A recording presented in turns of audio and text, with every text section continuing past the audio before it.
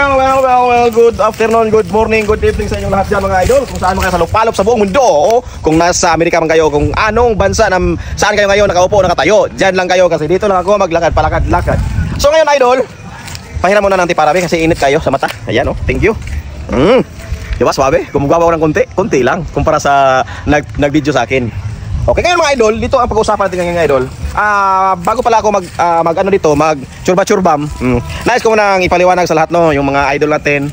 Nagsinabi nila na bakit daw hindi na ako nag-post ng mga vlog, ng mga content na naka-diaper. Ganito kasi yung idol No, shout out ka pala sa nagre-report sa akin. Nagre-report sa akin na ano daw, yung nagsasayaw-sayaw sa public. Okay na yun. So, na-explain natin yun doon sa may kapangyarihan. So, yun nga idol, hindi na tayo nag-content ng mga ganun mga idol kasi may nagreklamo sa atin na sinabi nila na public scandal daw. Pero wala namang public scandal yun kasi ang naintindihan ko, yung pag-alam ko yung scandal, yung mikos-mikos yun yung scandal. Hindi naman ako grabe naman kayo. Tinawag nyo na scandal. Hindi talaga scandal yun. Sa akin lang naman, sumayaw lang naman ako. So ngayon mga idol, di bali, ang content natin ngayon, ibahin na natin yung mga content natin ngayon idol. Magnegosyo tayo. Magnegosyo tayo. Dito tayo sa content, nakikita tayo ng malaki-laking pera. Kung sakaling suswertehin tayo. So ngayon idol, intro muna tayo. Magandang umaga sa inyong lahat dyan. At syempre sa lahat ng mga taga-subaybay at laging nanonood sa ating mga video, kahit hindi na tayo nagpo-post, pero salamat pa rin sa inyong buong at tiwalang buong pagsuporta ba. Ganun na siya. Ngayon mga idol, tanong nyo, bakit nandito tayo ngayon? Dito tayo ngayon. Nandito tayo ngayon idol sa Tagikon, Sindangan, Zamboanga del Norte. Bakit nandito tayo? Kasi nga idol, ngayon sa buhay ko, iniiba ko na yung landas ng aking paningin. Iniiba ko na yung landas ko idol. Kumbaga kung sumasayaw ako dati idol, pero ngayon hindi na ako sumasayaw. Ngayon magninegosyo na tayo ngayon idol.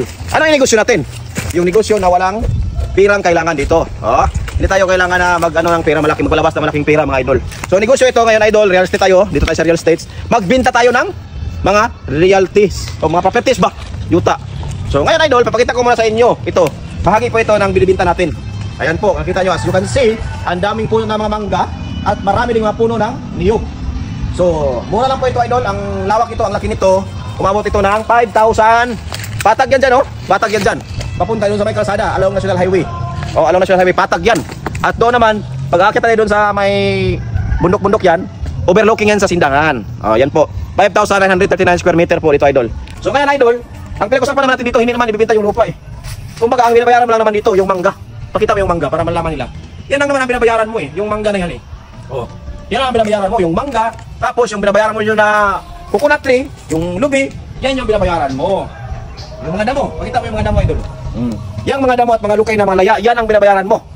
Itong lupa na to, pakapin lang. Pakapin sa binabayaran mo na mangga at saka nyug.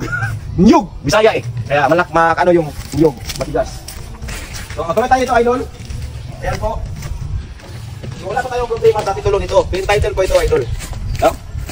Ano ibig sabihin ng clean title? Yung malinis ba na papel ba? Tapos walang dumi, walang kasulat-sulat, malinis na papel, clean title. Ibig sabihin po, clean title, nakapangalan lang po sa isang tao, anak. So ito po yan idol, tingnan natin yung buong kapaligiran idol. Tingnan natin yung dulunan. Ayan. So, lahan tayo paglakad. Kasi baka may maanuhan tayo dito. Yan po mga idol. So kung akit tayo lang sa taas idol, yan, medyo malayo-layo na po yung akitin natin. Diba? Hanggang tuktok po to. Mataas-taas na po yung doon idol. Kung ako na may pera dito idol, ako na bibili nito kasi develop ito gawin ko itong subdivision idol Yan na to sa sa taas ba? Kasi makita mo yung dagat. Overlooking na ito pagpunta ka sa tuktok do. Ano po, ipakita ko rin yung natin, yung nasa likuran. So idol, kung magtanong kayo kung magkano po ang per square meter nito, comment na kayo o mag-message kayo sa akin. PM nyo ako kung magkano po yung per square meter nito. Kasi ito daan ng, kung mula doon sa may crossing ng Sanico sa Sindangan, doon sa may Sanico, Kalatunan, kung pupunta ka ng Pitugo, madaanan mo ito. Pitugo, Damusag na yan Barangay Damusag. Kung didiretsuhin mo yan dyan, madaanan mo yung Algie Masias, Barangay Algie Masias. Yung Konsolasyon. Palabas ng palabas. Kung palabas, kung papunta tayo sa Dipolog. Pag didiretsuhin mo yan, madaanan ka sa Algie Masias, tapos doon ka na lalabas sa Barangay Bago. Ginagalawan natin ngayon, trabaho natin ngayon. Lalo na sa mga idol natin dyan, mga followers natin dyan, sa mga solid supporters natin dyan, yung mga katupa natin dyan na naghahangad na magkaroon ng lupa, maliliit o malaking lupa, kahit sa sulok sa parte ng Mindanao, hindi kayo nagkamali sa pagkukontak o pagkumiligit sa akin. Kasi, andito na yung kasagutan nyo. na magkaroon kayo ng sariling lupa sa murang halaga. Walang problema po sapagkat napatapwat ay nandito na si Tony Lumanog, King Diaper. Wala na palang King Diaper, El Obrero, na maghatid sa inyo ng magandang lupa. Alam nyo kasi idol, sa panahon natin ngayon, maganda kasi mag-land banking ka. Kung marami kang pira, huwag mong patulugin sa bangko yan. Kasi yung pira, no, bawa yung value pagkadaan ng ilang taon. Isang taon, 2 taon, 3 taon. Kasi ika nga, mayroon tayong tinatawag na inflation. Inflation? O, yan ba yun? Inflation man, inflation. Basta yun na yun. Halimbawa, yung pira mo ng 100 pesos, bibili ka ng, sa panahon natin ngayon, makabili ka ng isang sakong bigas. Pagdaan ng 3 taon, yung 100 pesos mo, ang kayang bilhin yan, kalahating sako ng bigas na lang. So yun yung tinatawag naman inflation mga idol. So ibig sabihin, kung yung pira mo, patulugin mo lang sa bangko, ay nako. Sorry, ang masabi ko sa'yo, hindi ka magaling na negosyante. Oo, tama naman yung mag-ipon ka. No? Tama naman yung sinasabi na mag-ipon ka ng pera. Pero dapat naman, isipin mo rin kung mag-ipon ka, yung tumutubo, yung time deposit ka ba. Pero alam natin yan na mababa lang talaga ang kikitain din sa time deposit. No? Pero, kung ako ipapakinggan nyo at yung tatanggapin, situation lamang po ito, maganda kung inyong tatanggapin at inyong i-apply. Kasi pag tatanggapin nyo at i-apply nyo, ay talaga lang naman, panalo kayo dyan. Yun nga idol, kung mayroon kayong pira sa ngayon, ha? Kung may pira ka ngayon, ang payo ko sa inyo, mag-land banking kayo. Ano itong land banking? Yung halimbawa, yung panahon natin ngayon, kasi ang land banking, malaki, mag-times 10, maaaring mag-times 10, mag-times 20 yung pira mo dyan.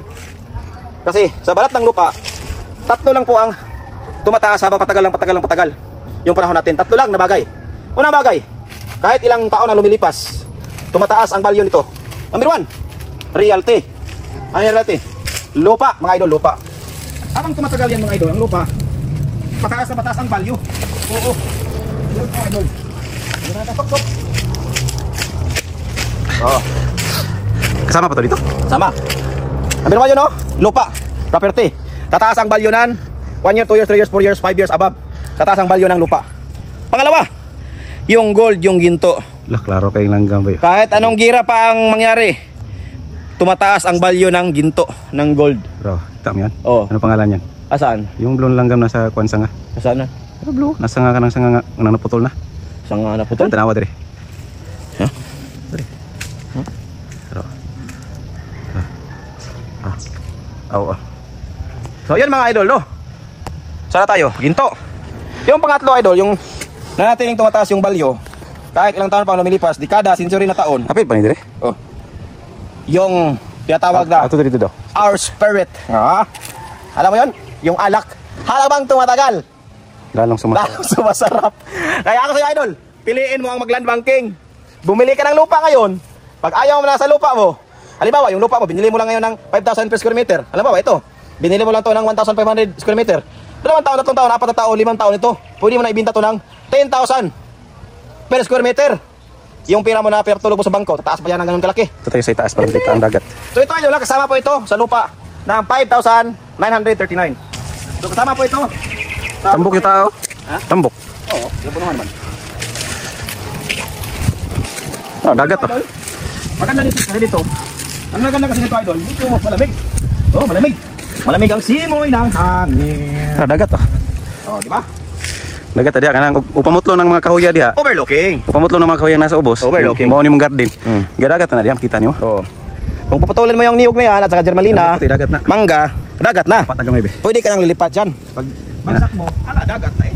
No, dagat to. Klaro kay naga. Klaro kay naga kun ano. Silaw-silaw dagat na siya. Putlo ni mo ng mga kahoy. Yan ino tani kay distansya ra ka sa dagat gamay. Lugar naman tayo. Lipat tayo daan. Siyempre, tandaan natin na. Okay? Dati idol, naalala ko idol, nung bata pa kami, nung hindi pa ako ganito kalaki, kasi bata pa ako eh. Naalala ko idol, yung ganito po ka, siguro ganito kalaki ng mais, ganito kaliit. Oh, mga elementarya pa ako idol. No? Pag wala kami pasok idol, sa ano kami, sa farm, dito sa ano ba, yung mga ganito maisan. Nagbubunlay kami, nagdaro. So, minsan nga yung daro, hinihila ko yung daro eh. Kasi, maliit na eh. Yung dandaan dito idol, madulas to. Dalaga nga tayo ko. Ni tayo pati. Dandaan dito idol. Dalaga. Yun ha. So, pababa tayo. Diba idol, narinig naman may mga kantahan. May mga kantahan. Ibig sabihin, malapit na tayo sa Pagyasan.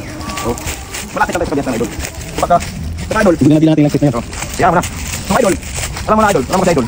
Pag bibilin mo ito, bukod sa panalo ka dito sa presyo ng lupa na to, nakatulong po to sa sarili mo, no? Ano to nakatulong sa sarili mo? Nakatulong po sa sarili mo na may layo ka sa sakit. Bakit malayo ka sa sakit? Ha? Kasi, akyat ka. Nabawasan ng 100 kilograms yung taba mo. Bababa ka. Diba? Pag bababa mo, nabawasan ulit ng 100 kilograms yung taba mo. Ulit, paano ka na? Malayo ka sa sakit. Exercise yun eh. Kailangan natin mag-exercise. O, tingnan mo. Diba? Ang bilis na natin na bumaba. No? Akyat, baba, akyat, baba. Sa taas tayo. Ngayon, nasa baba tayo. Ito na. O, videohin ako hanggang karating tayo sa may kalsada. No? Di ba malapad yun? Ito kasi maganda kasi yung area. No? Hindi mo kailangan na magpatag-patag ng pagbabaw. Dahil bahay yun. So, may ating harap bahay. Dito. Saan tayo daan? Sa may daanan. May lupa. Kali ba ito? Yung bahay na ito? Yung mga bahay. Bahay nila kasama yung bahay. Yan lumang bahay. Kasama to. Kasama to. Kasama ito. Ito lang yung pinabayaran ba idol? Itong bahay ito. Yung lupa, kakapin na yung lupa. May kapitbahay na malaking bahay. Kapitbahay na malaking bahay. Dito na. Kasama na.